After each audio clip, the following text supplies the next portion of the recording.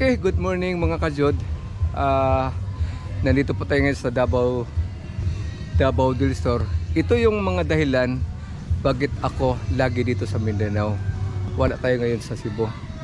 So ito yung isa sa mga property na inalagaan natin dito sa Hagonoy, katabi ng Digos, Davao del Sur. Yan, magkaano yan dyan, magka-boundary. Ito naman itong tinatawag nila na Bulinawan na area dito. Kasama sa Balutakay, Hagonoy. Diyan naman ang banda yung Dawis. Diyan yung ginagawa, yung mayroon dyan ginagawang Bayworks. Ito yung property na inalagaan ko mga kajud. Isa sa mga inalagaan natin. Isa itong Munting Beach Resort na inalagaan natin. Sa ngayon, mayroon ditong nagrenta na isa itong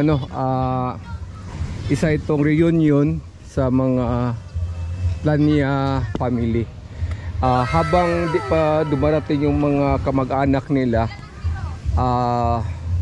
medyo ninakaw natin ang sandali na ma-vlog natin ang kanila ditong mga ginagawa habang sila ay nagsisit up sa kanilang kainan mamaya. Sa banda naman doon mga kajod ay nagluluto sila. Ayan mga kajod, oh. Nagluluto pa sila sa kanilang makakain. Ayun, oh.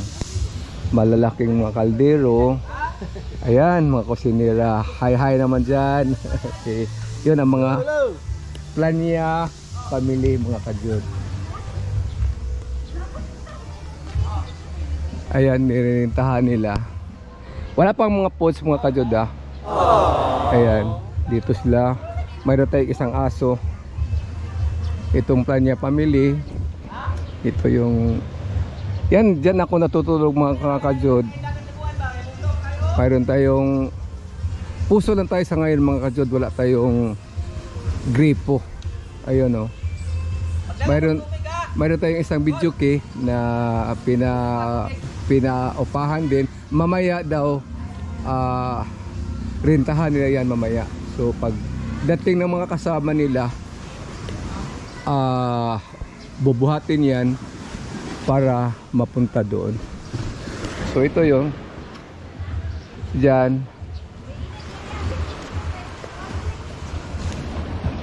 So ito yung beach mga kajud. Saka dahil sa malakas na alon, yung isang natin, punong lubi, ay ganyan ang hitsura niya. Noon sa bagay, nagbigay siya ng attraction kasi marami ditong nagpa-picture. Kasi sabi nila parang nasa Boracay daw mga kajud. So ito mga kajud, ito yung natin dito sa Mindanao. Ito yung ginagawa natin mga kajud. Habang nandito tayo sa Mindanao, mayroon din tayong inalagaan dun sa may bundok. Mayroon din dun 10 hectares na mayroon mga punong may mga saging, mangga at saka coconut, yung niyog ba, yung ginagawang oil. Mayroon din tayo doon mga kajud. So mga kajud, ito yung routine natin pag nandito tayo sa Mindanao. Ayun yung CR natin na ginagawa natin mga kajud. Ito naman yung dito ako matutulog habang tayo nandito sa Mindanao. Ito yung ginagamit kong motor. Yan, pag pumunta ako sa farm. Yan ang motor na yan. Matagal na yan talaga, matagal na yan na vintage na yan ang motor mga kajud, pero matibay talaga siya mga kajud. Ito yung pinto patungo doon sa higaan ko mga kajud. Ayun oh. Medyo magulo pa mga kajud. Ito yung higaan natin mga kajud. Oh, ito. Dito ko palagi. Pag nandito sa Mindanao. Yan ang lutuan ko. Ayan. Ayun. So andito po tayo mga kajud. Ito yung routine natin pag nandito tayo sa Mindanao, Davao del Sur. Ayun, magandang ano to mga kajud, magandang ano to, tunog na bichoke kasi ano to siya TG. At saka mayroon din tayong mixer. Habang tayo magkantahan dito, masaya kasi maganda ang tunog, maganda ang klase ng tunog ng boses mo at saka yung mga music talagang ang saya. Sige! Etsa! Bulia! Etsa! Ay! Huwag kinawagin mo. Gaya ng itlog. Kasi walang itlog. Ay, nabukat. Nabukat. Ay, nabukat ang itlog. Ayaw niya mo. Kaya ito nagpritoon. Oh! Atras, atras! Itza! Lenga! Itza na mo riyan!